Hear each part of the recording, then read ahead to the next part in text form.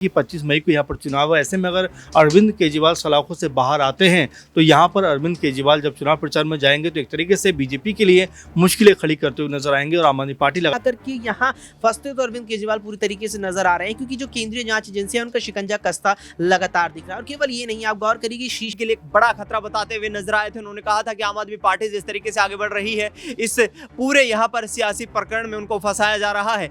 दूसरी तरफ देखा जाए तो पंजाब है कि ये एक बेहतर समय था उनकी पत्नी को जो है राजनीति में लाने का। अरविंद केजरीवाल ने उस मौके को भुनाया भी है और अब ये भी। नमस्कार, मैं हुमायूं सिंह और आप देख रहे हैं नेक्स्ट 9 न्यूज। आज आपका बहुत बहुत स्वागत है हमारे खास प्रोग्राम सियासी पंचनामा में।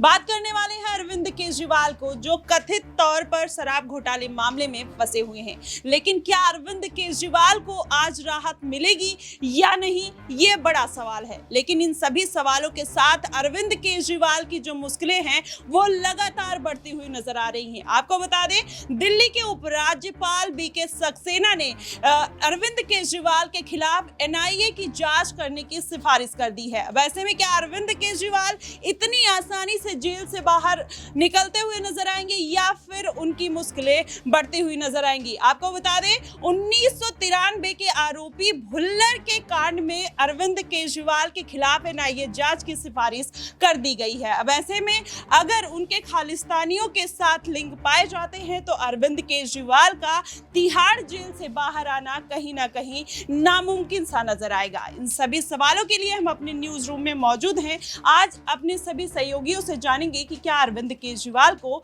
राहत मिलेगी या फिर उनकी मुश्किलें बढ़ सकती है। हमारे साथ अमन जी मौजूद हैं, इनसे जानते हैं कि अरविंद केजरीवाल लगातार याचिका पर याचिका लगाते हुए नजर आ रहे हैं, लेकिन अभी उनको कोई राहत नहीं मिली है। तो आज उनकी सुनवाई है सर, तो आपको क्या लगता है कि उनको राहत मिल सकती है?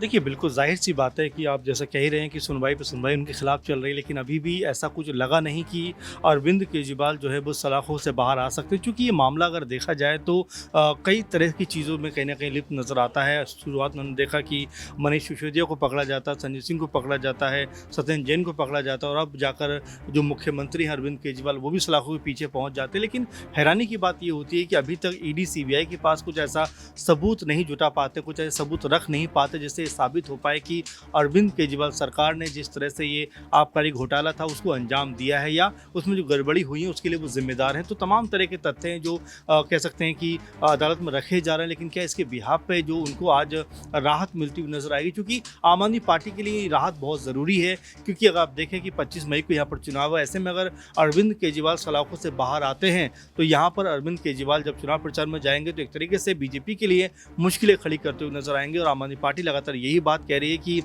जेल का ताला टूटेगा और अरविंद केजरीवाल बाहर आकर एक तरीके से बीजेपी के खिलाफ मोर्चा संभालेंगे, जिससे आम आदमी पार्टी को भरोसा होगा जीत का। क्योंकि आप देखें कि लगभग 4 सीटों पर आम आदमी पार्टी दिल्ली में चुनाव लड़ रही है और उनको भरोसा है कि 4 में से 2 से 3 सीटें उनके पक्ष में आने वाली है। लेकिन अगर अरविंद केजरीवाल जेल से बाहर आते हैं तो यहाँ पर बीजेपी के लिए अपनी सीटों को बचाना मुश्किल हो जाएगा।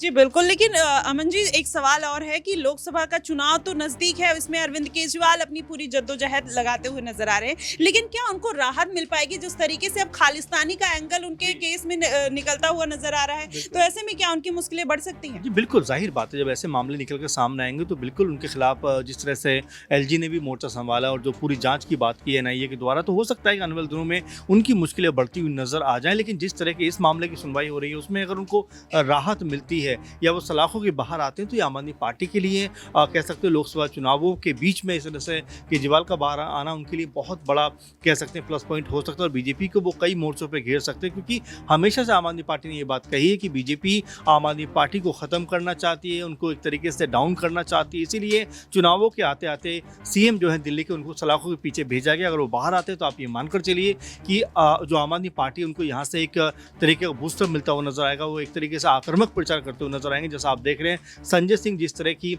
आक्रामक भाषा शैली का प्रयोग कर रहे हैं, उससे आप समझ सकते हैं कि अगर केजरीवाल सलाखों के बाहर आते हैं तो यहाँ पर आम आदमी पार्टी कहीं ना कहीं बीजेपी को एक तरीके से दबाव में लाने का प्रयास करेगी। ये बताना चाहेगी कि वो चुने हुए मुख्यमंत्री को भी जेल के अंदर रखते हैं, तमाम उनके जो साथी उनको भी जेल के अंदर रखते हैं, जबकि पुख्ता सबूतों का अभी भी अभाव है। हम ये नहीं कह सकते कि वो गुनहगार हैं या गुनहगार नहीं है, लेकिन जो सबूत होने चाहिए कहीं ना कहीं उनका अभाव है, जिससे आम आदमी पार्टी ये बात कहती रही है कि साजिशन अरविंद केजरीवाल और उनके तमाम जो साथी उनको फंसाया गया है। जी बिल्कुल, लगातार आम आदमी पार्टी यही बात कहते हुए नजर आ रही है कि इसको एक साजिश करार दे रही है कि जानबूझकर बीजेपी उनको फंसाने की कोशिश कर रही है। अब आपको बता दें, हमारे साथ अक्षय, इनसे जानते हैं कि अक्षय, जिस तरीके से चुनाव से पहले अरविंद केजरीवाल को आज अंतरिम जमानत मिलने वाली थी, ऐसे में अब कहीं ना कहीं एनआईए की सिफारिश लगाने से जो बीके सक्सेना ने लगाई है, क्या ये चुनावी पूरा मुद्दा हो सकता है कि ये जानबूझकर किया जा रहा है कि जिससे वो जेल से बाहर ना आ पाए? देखिए, केवल एनआईए वाली सिफारिश नहीं है। आप गौर करेंगे तो दिल्ली के मुख्य सचिव नरेश कुमार ने सबसे पहले दिल्ली की नई आबकारी नीति में घोटाले की बात कहकर की एक रिपोर्ट उपराज्यपाल वीके सक्सेना को सौंपी थी, जिस पर संज्ञान लेते हुए वीके सक्सेना ने चिट्ठी सीबीआई को लिखकर इस मामले में जांच के रूप में हस्तक्षेप करने की मांग की थी। और फिर इस मामले में सीबीआई की एंट्री हुई थी, साथ में ईडी की एंट्री हुई। और ईडी की जो एंट्री हुई वो कहीं ना कहीं आम आदमी पार्टी के लिए और भी ज्यादा घातक साबित हुई, क्योंकि मनीष सिसोदिया और सत्येंद्र जैन की जो गिरफ्तारी हुई वो सीबीआई के द्वारा की गई थी, और उसके बाद संजय सिंह और अरविंद केजरीवाल की गिरफ्तारी ईडी के द्वारा की गई। तो कुल मिलाकर के यहाँ फंसते तो अरविंद केजरीवाल पूरी तरीके से नजर आ रहे हैं, क्योंकि जो केंद्रीय जांच एजेंसी है उनका शिकंजा कसता लगातार दिख रहा है। और केवल ये नहीं, आप गौर करिए कि शीश महल विवाद है, उस पर भी सीबीआई ने सितंबर में, यानी सितंबर 2023 में एक एफआईआर अरविंद केजरीवाल के खिलाफ यहाँ दर्ज कर रखी है। इस मामले में भी उसकी भी जांच कहीं ना कहीं सीबीआई कर रही है कि शीश महल विवाद जो है, क्या वाकई में उस नाम पर, अपने उस सरकारी बंगले के नाम पर भी अरविंद केजरीवाल ने घोटाला किया है या फिर नहीं। और आबकारी नीति में तो लगातार ही फंसते चले जा रहे हैं। वहीं अगर जो हालिया सिफारिश उपराज्यपाल वीके सक्सेना के द्वारा एनआईए से की गई है, इस मामले में जो आरोप अरविंद केजरीवाल पर लगा है कि उन्होंने यहाँ पर एक संगठन है यहाँ पर, उससे पैसे लिए हैं, उससे बड़ी संख्या में रकम ली है पंजाब विधानसभा चुनावों के दौरान। सिख फॉर जस्टिस नाम मुझे उसका जहन में आता है। तो कहीं ना कहीं कुल मिलाकर के अरविंद केजरीवाल की नाम जिस तरीके से, और आम आदमी पार्टी के कई नेताओं के नाम तमाम तरह के इस मामलों में, इस तरह के मामलों में नजर आ रहे हैं, उससे मुश्किल पूरी तरीके से और भी ज्यादा बढ़ती दिख रही है। जी बिल्कुल, जिस तरीके से लोकसभा चुनाव में अरविंद केजरीवाल लगातार फंसते हुए नजर आ रहे हैं, अब सिख फॉर जस्टिस का एक और नया कहीं ना कहीं विवाद खड़ा होता हुआ नजर आ रहा है। ऐसे में क्या अरविंद केजरीवाल इन सब विवादों से निपटारा करते हुए नजर आएंगे या फिर उनकी मुश्किलें कम हो पाएंगी? इसके लिए हम दिनेश से बात करते हैं, जानते हैं दिनेश से कि क्या अरविंद केजरीवाल लगातार जिस तरीके से जद्दोजहद लगा रहे हैं और तमाम तरीके के वो केसों में फिर से फंसते हुए नजर आते हो, आपको क्या लगता है कि उनको राहत मिल सकती है या इस चुनाव में प्रचार करने के लिए उनको राहत मिलेगी? देखिए माही, ये दो कॉन्सेप्ट हैं। एक जहां ईडी सीबीआई का जो मामला चल रहा है, जिसमें जो शराब नीति मामला है, वहां पर अरविंद केजरीवाल को उस मामले में सम्मिलित होने पर गिरफ्तार किया गया था। दूसरी तरफ आपने जिक्र किया कि एनआईए जांच कर रही है, एसएफआई से जुड़े हुए होने के तमाम संकेत मिल रहे हैं। दिल्ली के उपराज्यपाल जो वीके सक्सेना है, उन्होंने जाँच के आदेश देने की यहाँ पर सरकार से गुहार लगाई है। ऐसे में अरविंद केजरीवाल को फंसाए रखना चाहती है यहाँ पर भारतीय जनता पार्टी। जानते हैं कि 2025 में विधानसभा के चुनाव होने हैं। जिस तरीके से शीला दीक्षित की सरकार को नेस्तनाबूद यहां अरविंद केजरीवाल ने किया था, उसके बाद बीजेपी नहीं चाहती कि एमसीडी भी हाथ से जाने के बाद अब दिल्ली से उनका संगठन कमजोर होता हुआ नजर आए। क्योंकि अरविंद केजरीवाल जिस वक्त जेल से बाहर थे, संजय सिंह जेल के अंदर थे, मनीष सिसोदिया जेल के अंदर थे, उस दौरान उन्होंने कहा था कि 2029 के लोकसभा चुनाव तक बीजेपी देश की राजनीति से साफ हो जाएगी। यानी कि साफ तौर पर अपने आप को बीजेपी के लिए बड़ा खतरा बताते हुए नजर आए थे। उन्होंने कहा था कि आम आदमी पार्टी जिस तरीके से आगे बढ़ रही है, इस पूरे यहाँ पर सियासी प्रकरण में उनको फंसाया जा रहा है।